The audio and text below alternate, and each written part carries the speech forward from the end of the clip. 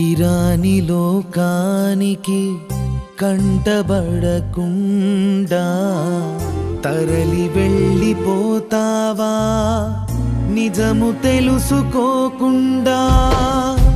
దేవుడే లేడని నరకమే లేదని నిర్లక్ష్యం చేయకు నిజమర్థం చేసుకోకుండా.